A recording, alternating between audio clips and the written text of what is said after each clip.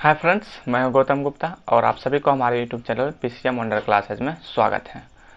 तो आज की क्लास हम लोग एक नया सिलेबस नया बुक स्टार्ट करने जा रहे हैं एनसीईआरटी, क्योंकि डॉक्टर केसी सिन्हा बुक जो है पूरा सॉल्व हो चुका है। अब चलेंगे एनसीईआरटी की तरफ। अब एनसीईआरटी से सॉल्व करते हैं, उसके बाद फिर 11 का त्रिकोणमिति देखेंगे, या अगर हो सके तो मैं 10th का ही पहले पूरा सॉल्व करूँगा। जैसा होगा देखा जाएगा बाद में। तो पहले फिलहाल त्रिकोणमिति चलते हैं। अब एनसीईआरटी से जो लिखा गया, एनसीईआरटी में त्रिकोणमिति का परिचय लिखा गया, उसमें विचार एक्सरसाइज है, तो अब हल करेंगे चारों का।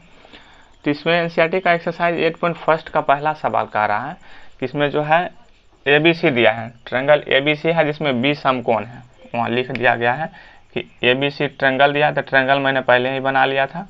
एबीसी ट्रायंगल दिया है जिसमें कह रहा 20 समकोण है, और ए बी दिया है 24, बी सी दिया है 7। तो पूछ रहा है ये, तो ये मैंने उसमें पढ़ा चुका हूँ एक्सरसाइज फर्स्ट में कि पी और बी दिया रहेगा तो एच निकालना पड़ेगा। एच वाला सूत्र लगाएंगे तो H square is equal to होता है पी स्क्वायर और प्लस होता है बी स्क्वायर। तो एच का मान हमको नहीं पता, एच निकालना ही है। ये एच हो गया, ये पी है 24 दिया है तो पी का करेंगे 24 का स्क्वायर, और प्लस बी 7 दिया है तो 7 का स्क्वायर करेंगे। 24 का स्क्वायर हो जाएगा 576, प्लस 7 का स्क्वायर हो जाएगा 49।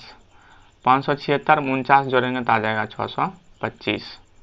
ये एच स्क्वायर निकल गया 625, तो एच निकल जाएगा 25। 25 का स्क्वायर होता है 625, इसलिए एच का जो मान निकलेगा वो निकल जाएगा 25। ये एच निकल गया। अब हमारा पी बी एच सभी पता है, तो एंगल के अनुसार थीटा होता है, एंगल के अनुसार पी बी चेंज होता है। मैंने बताया था साइन थीटा है, तो ए दिया है यहाँ, तो ए हमारा ये हो गया। और थीटा के सामने हमेशा क्या होता है पी, साइन थीटा होता है पी बटा एच।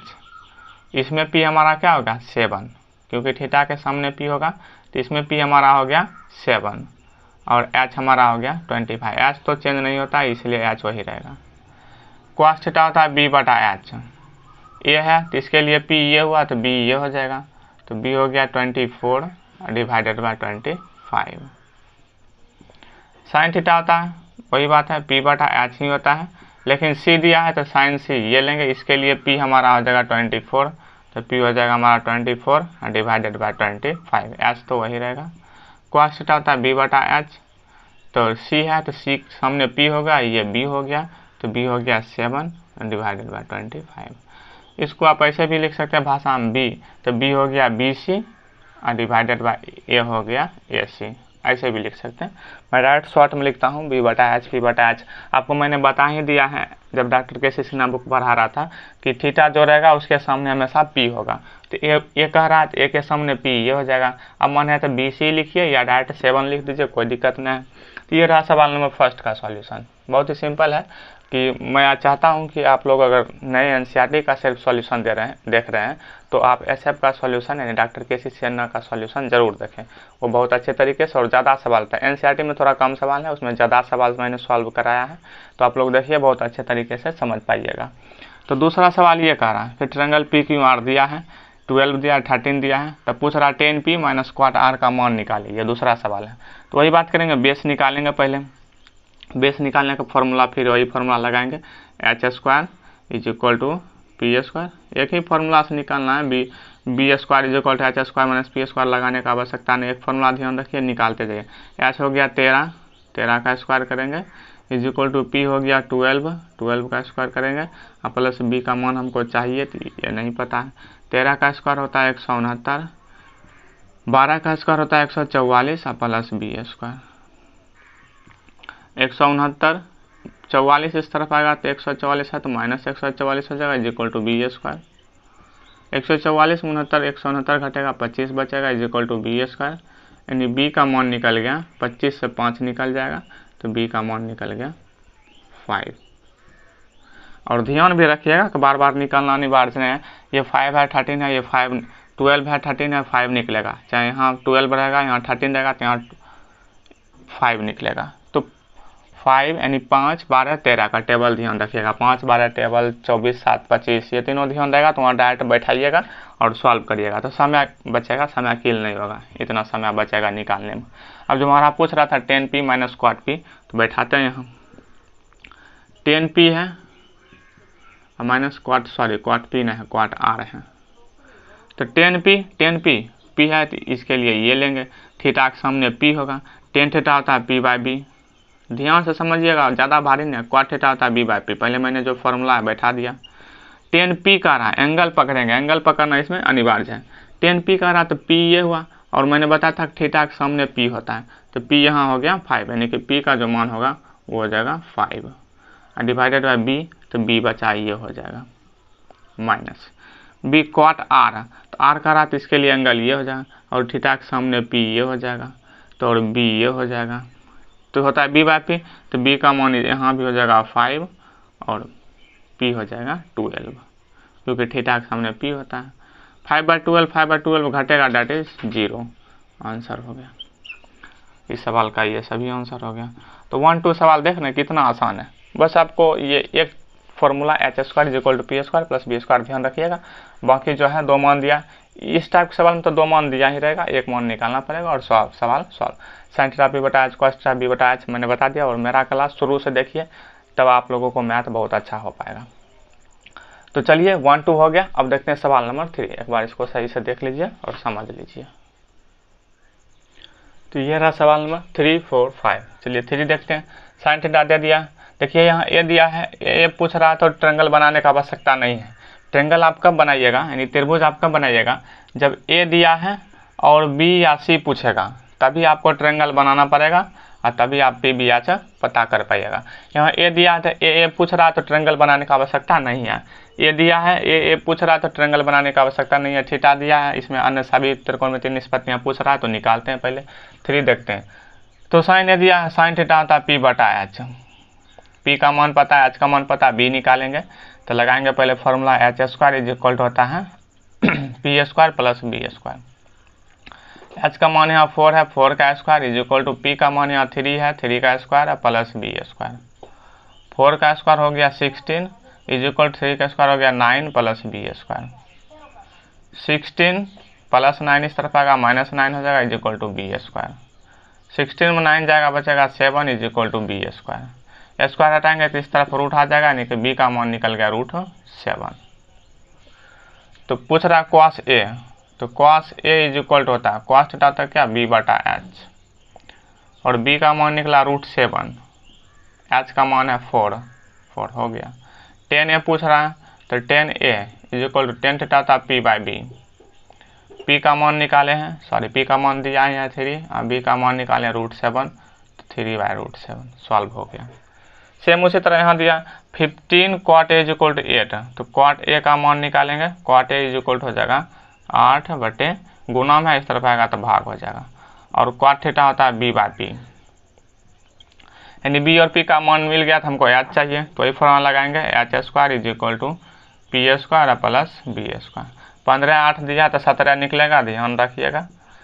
h² = हो जाएगा p², p का मान 15 है तो 15 का स्क्वायर करेंगे और +8 है b 8 का स्क्वायर। 15 का स्क्वायर हो जाएगा 225 और +8 का स्क्वायर हो जाएगा 64। तो h² = हो जाएगा 225 में 264 जोड़ेंगे तो हो जाएगा 289, जो कि 289 होता है 17 का स्क्वायर। तो h = निकल जाएगा 17, स्क्वायर से रूट निकलता है, ये 17 का स्क्वायर होता है। इसको हम ऐसे भी ले सकते हैं, h² = ये होता है 17 का स्क्वायर। स्क्वायर से स्क्वायर सॉल्व, h का मान निकल गया 17।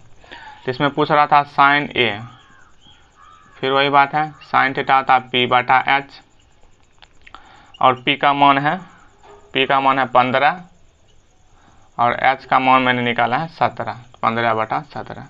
फिर पूछ रहा है sec a, तो sec होता है h/b, तो h का मान 17 निकाले हैं और b का मान तो हमको पता है, b का मान है 8, 17/8 आंसर हो गया। तो बस समझना रहेगा, गुना रहेगा अंक को अंक तरफ ले जाएगा, गुना के फॉर्म में रहेगा तो अंक को अंक तरफ ले जाएंगे। उसके बाद जो हो गया पी बी हो गया तो तीनों h निकाल लेंगे, उसके बाद सवाल सॉल्व।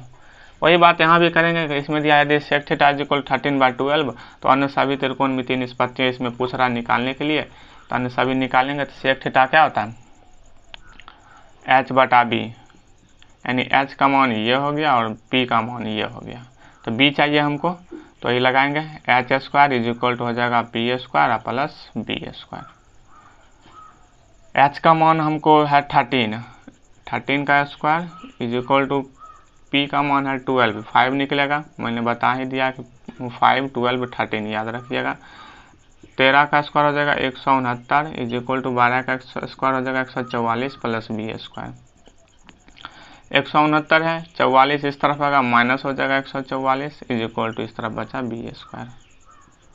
169 में 144 घटेगा 25 बचेगा is equal to B square, that is 25 होता है 5 का square is equal to B square, square से square solve, that is B का मान निकल गया 5। स्क्वायर हटाएंगे तो रूट चढ़ेगा ना इधर, तो रूट चढ़ेगा तो 2 है तो 1 निकल जाएगा रूट से, तो बी का मान निकल गया 5। तो पूछ रहा अन्य सभी, मतलब सेक को छोड़कर जितना 5 बचा है, क्योंकि त्रिकोणमिति निष्पत्ति होता है 6 गो, sine theta cos theta tan theta cot theta sec theta cosec theta. तो सेक थीटा दिया तो बचा 5 गो, वही 5 गो पूछ रहा है, लिखा है इस सवाल में, देखिएगा बुक सामने रखिएगा। 5 नंबर सवाल में दिया है सेक थीटा और पूछ रहा है अन्य सभी त्रिकोणमिति का मान निकालें। तो अन्य सभी का निकालना है, तो सेक थीटा दिया बचा 5 गो, तो 5 गो लिखते हैं हम। 5 बचा है तो साइन थीटा निकालेंगे, sine theta is equal to होता है पी बटा एच। कॉस थीटा निकालेंगे, कॉस थीटा होता है बी बटा एच। टेन थीटा निकालेंगे, टेन थीटा होता है P by B. Cot theta निकालेंगे, कॉट थीटा होता है बी बाई पी। और एक अंतिम बचा है 4 हुआ कॉसेक थीटा, कॉसेक थीटा निकालेंगे, ये होता है एच बाई पी। तो साइन थीटा हो गया, तो साइन थीटा पी बटा एच, तो पी का मान हो गया 12, एच का मान है 30,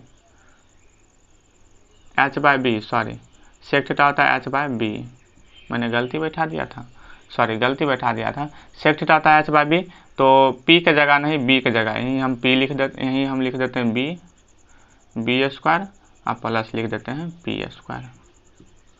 तो ये पी का मान निकला है, सॉरी वहाँ मिस हो गया था, तो ये निकला है पी का मान, जहाँ जहाँ बी है वहाँ पी बैठा दीजिए, पी हो जाएगा, पी हो जाएगा, पी हो जाएगा। सेक थीटा होता है एच बाय बी होता है, मैंने पी लिख दिया था, ये पी का मान निकल गया 5, तो पी का मान हो जाएगा 5 और डिवाइडेड बाय एच का मान हो जाएगा 13, ये निकल गया। कॉस थीटा होता है बी बटा एच, बी का मान है 12, बी का मान है 12, एच का मान है 13। टेन थीटा होता है पी बाई बी, पी का मान है 5, बी का मान है 12, सॉल्व। कॉट थीटा होता है बी बाई पी, बी का मान 12, पी का मान 5। एक बचा कॉसेक थीटा, तो यहाँ लिखते हैं कॉसेक थीटा होता है एच बाई पी, तो एच का मान है 13 और पी का मान है 5, हो गया 5 और निष्पत्ति। तो अन्य सभी त्रिकोणमिति का मतलब यही हुआ, को जो दिया है उसको छोड़कर बाकी जो बचा है 5 वो 5 निकाल लेंगे तो हो जाएगा सवाल सॉल्व। तो पी भी दिया रहेगा, एच निकालेंगे सवाल सॉल्व। 3 4 5 हो गया, देख लीजिए इसको। अब चलेंगे 6 की तरफ। तो ये रहा सवाल नंबर 6, जिसमें कह रहा है कि यदि कोण ए और कोण बी न्यून कोण है, न्यून कोण मतलब हो गया 90 डिग्री से छोटा है, तो जहां दिया है cos A is equal to cos B, तो हमको सिद्ध करना है कि cos A is equal to cos B दिया है तो कब होगा, जब A और B इक्वल होगा, A और B इक्वल होगा।